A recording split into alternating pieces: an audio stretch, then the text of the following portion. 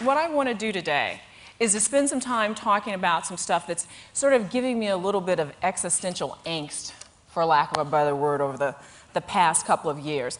And basically, these three quotes tell what's going on. When God made the color purple, God was just showing off. Alice Walker wrote in The Color Purple. And Zora Neale Hurston wrote in Dust Tracks on a Road, research is a formalized curiosity. It's poking and prying with a purpose. And then finally, when I think about the near future, you know, we have this attitude, well, whatever happens, happens, right? So that goes along with the Cheshire Cat saying, if you don't care much where you want to get to, it doesn't much matter which way you go. But I think it does matter which way we go and what road we take. Because when I think about design in the near future, what I think are the most important issues, what's really crucial and vital, is that we need to revitalize the arts and sciences right now in 2002.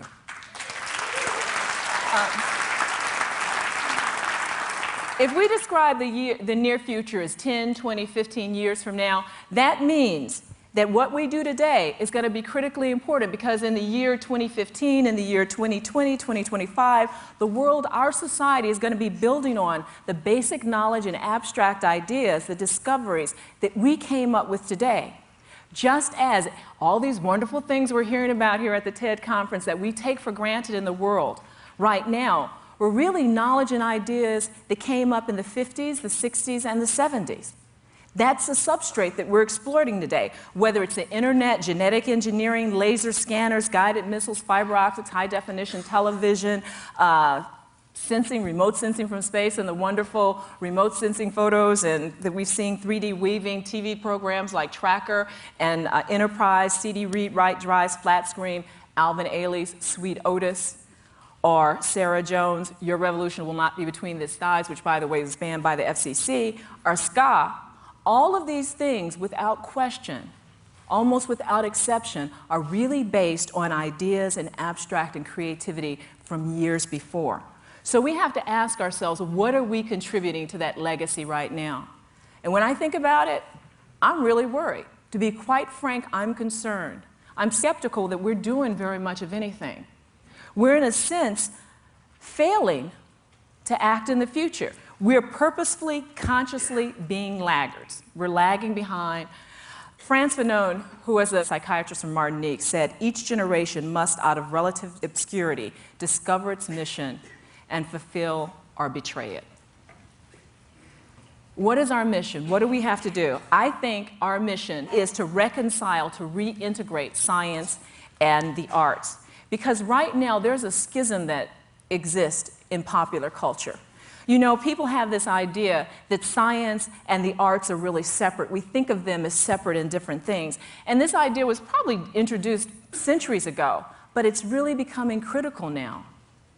Because we're making decisions about our society every day that if we keep thinking that the arts are separate from the sciences, and we keep thinking it's cute to say, I don't understand anything about this one, I don't understand anything about the other one, then we're going to have problems. Now, I know no one here at TED thinks this. All of us, we already know that they're very connected. But I'm going to let you know that some folks in the outside world, believe it or not, they think it's neat when they say, you know, scientists and science is not creative. Maybe scientists are ingenious, but they're not creative. And then we have this tendency, the career counselors and various people say things like, artists are not analytical. They're ingenious, perhaps, but not analytical. And when these concepts underlie our teaching and when we think about the world, then we have a problem, because we stymie support for everything. By accepting this dichotomy, whether it's tongue-in-cheek, when we attempt to accommodate it in our world, and we try to build our foundation for the world, we're messing up the future. Because who wants to be uncreative?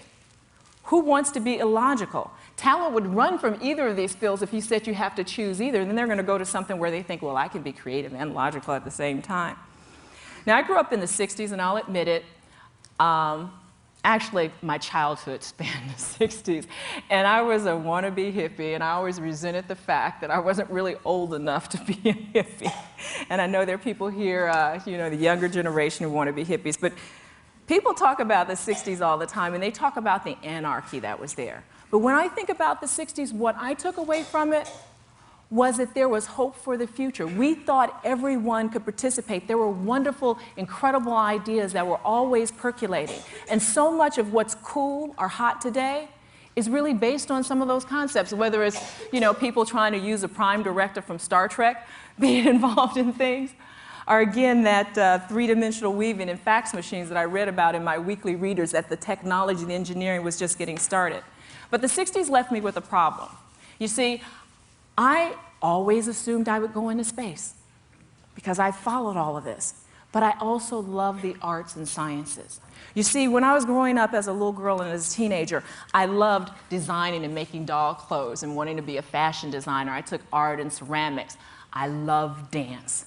Lola Falana, Alvin Ailey, Jerome Robbins. And I also avidly followed the Gemini and the Apollo programs. I had science projects and tons of astronomy books. I took calculus and philosophy. I wondered about the infinity and the Big Bang Theory. And when I was at Stanford, I found myself my senior year a chemical engineering major. Half the folks thought I was a political science and performing arts major, which was sort of true because I was Black Student Union president and I did major in some other things. And I found myself the last quarter juggling chemical engineering separation processes, logic classes, nuclear magnetic resonance spectroscopy, and also producing and choreographing a dance production. And I had to do the lighting and the design work, and I was trying to figure out, do I go to New York City to try to become a professional dancer or to go to medical school? Now, my mother helped me figure that one out. But when I went into space, I carried a number of things up with me. I carried a poster by Alvin Ailey, who can figure out now I love the dance company, an Alvin Ailey poster of Judith Jamison performing the dance Cry, dedicated to all Black women everywhere, a Bundu statue, which was from the Women's Society in Sierra Leone, and a certificate for the Chicago public school students to work to improve their science and math. And folks asked me, why did you take up what you took up? And I had to say, because it represents human creativity. The creativity that allowed us, that we were required to have to conceive and build and launch the space shuttle, springs from the same sources of imagination and analysis it took to carve a Bundu statue, or the ingenuity it took to design, choreograph, and stage Cry.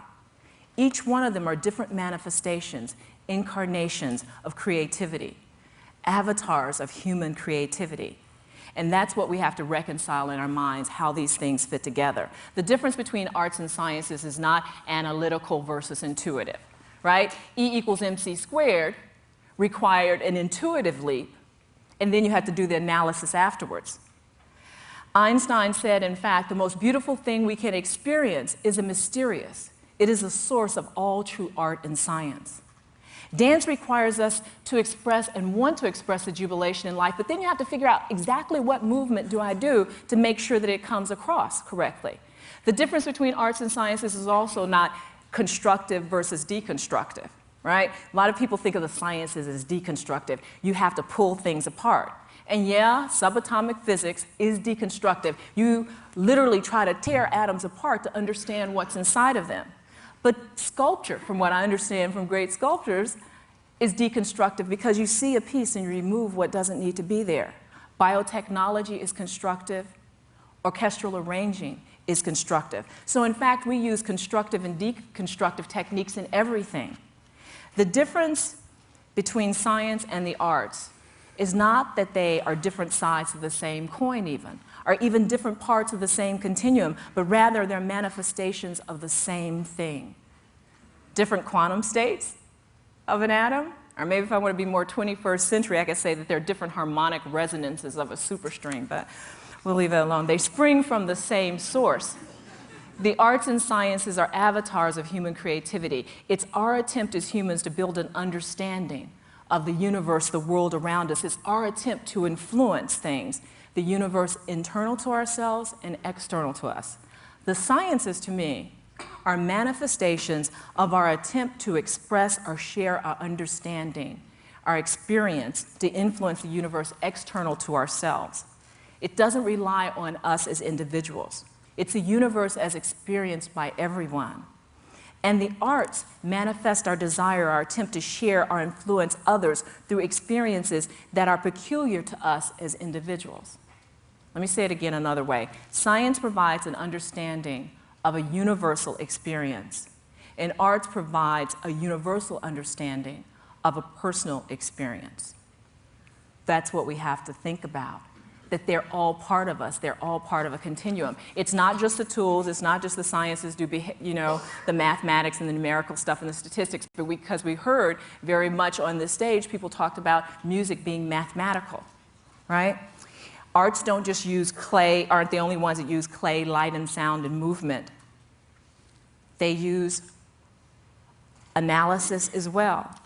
So people might say, well, I still like that intuitive versus analytical thing because everybody wants to do the right brain, left brain thing, right? We've all been accused of being right brain or left brain at some point in time, depending on who we disagree with. When people say intuitive, that's like you're in touch with nature, in touch with yourself and relationships. Analytical, you put your mind to work. And I'm going to tell you a little secret. You all know this, though. But sometimes people use this analysis idea, that things are outside of ourselves, to say that this is what we're going to elevate as the true, most important sciences, right? And then you have artists, and you all know this is true as well. Artists will say things about scientists because they say they're too concrete, they're disconnected with the world.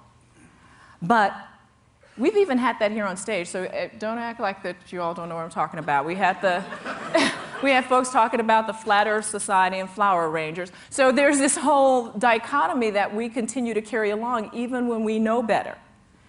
And folks say we need to choose either or. But it'd really be foolish to choose either one, right? Intuitive versus analytical.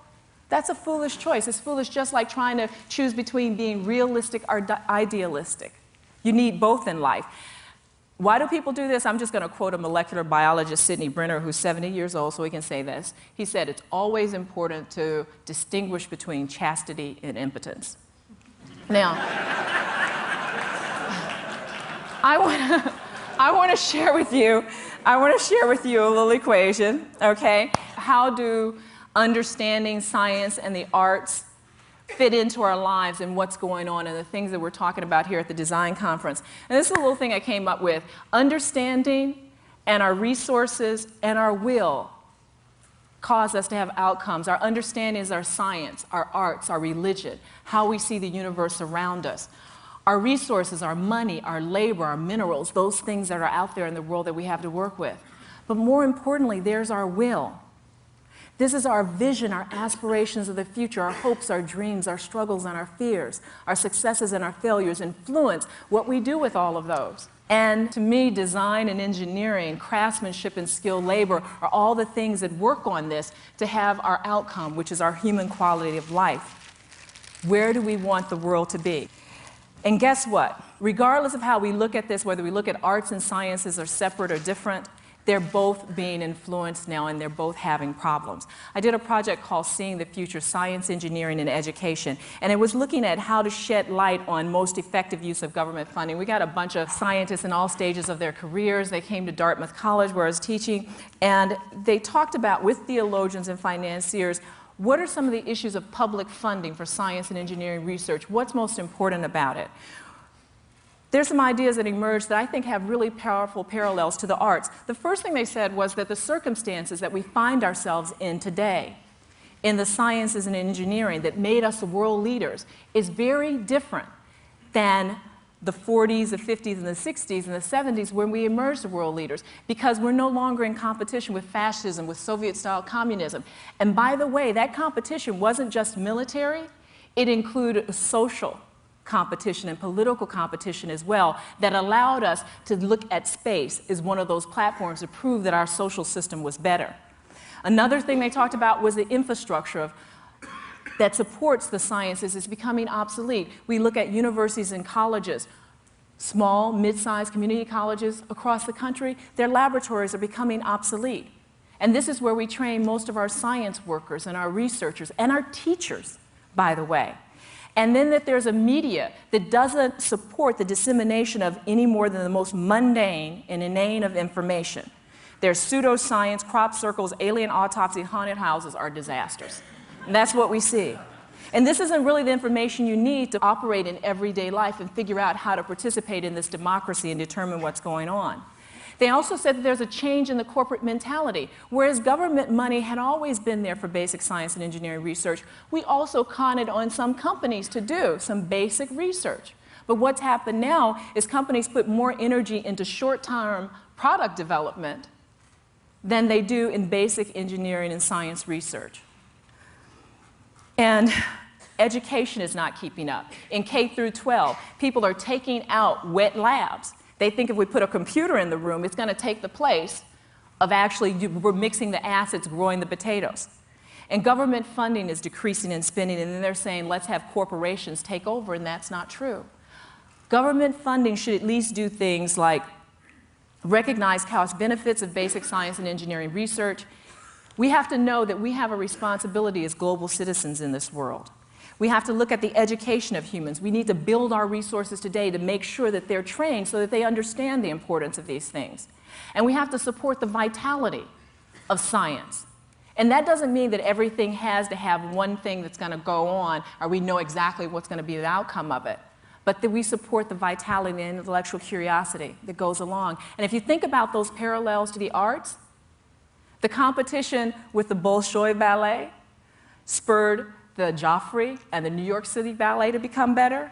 Infrastructure, museums, theaters, movie houses across the country are disappearing. We have more television stations with less to watch. We have more money spent on rewrites to get old television programs into movies. We have corporate funding now that when it goes to some company, when it goes to support the arts, it almost requires that the product be part of the picture that the artist draws. And we have stadiums that are named over and over again by corporations. In Houston, we're trying to figure out what to do with that Enron Stadium thing. And fine arts and education in the schools is disappearing. And we have a government that seems like it's gutting the NEA and other programs. So we have to really stop and think, what are we trying to do with the sciences and the arts? There's a need to revitalize them. We have to pay attention to it. I just want to tell you really quickly what I'm doing.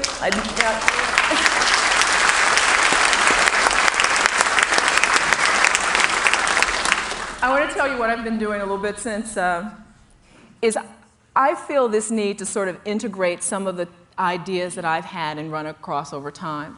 One of the things that I found out is that there's a need to repair the dichotomy between the mind and body as well. My mother always told me, you have to be observant, know what's going on in your mind and your body. And as a dancer, I had this tremendous faith in my ability to know my body, just as I knew how to sense colors.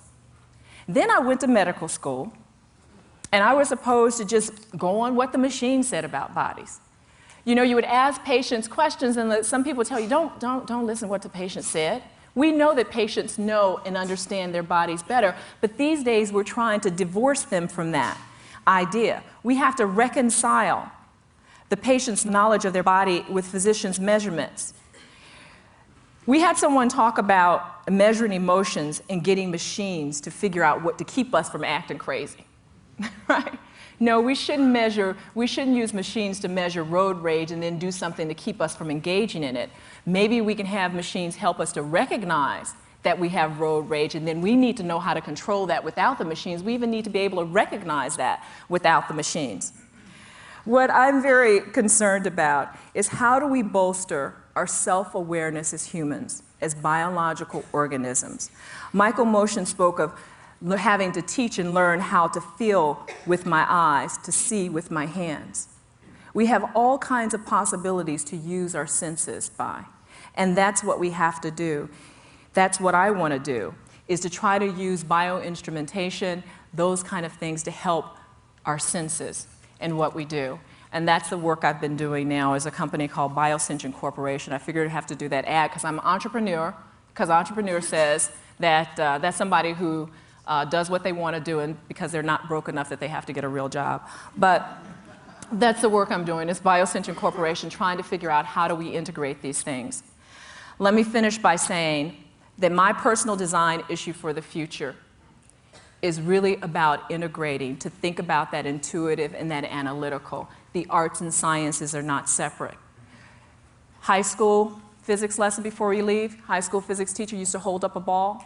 She would say, this ball has potential energy, but nothing will happen to it. It can't do any work until I drop it and it changes states. I like to think of ideas as potential energy. They're really wonderful, but nothing will happen until we risk putting them into action. This conference is filled with wonderful ideas. We're going to share lots of things with people, but nothing's going to happen until we risk putting those ideas into action. We need to revitalize the arts and sciences today. We need to take responsibility for the future. We can't hide behind saying it's just for company profits, or it's just a business, or I'm an artist or an academician. Here's how you judge what you're doing. I talked about that balance between intuitive, analytical. Fran Lebowitz, my favorite cynic, she said the 3 questions of greatest concern, and I'm going to add on to design, is it attractive? That's the intuitive. Is it amusing? The analytical. And does it know its place? The balance. Thank you very much.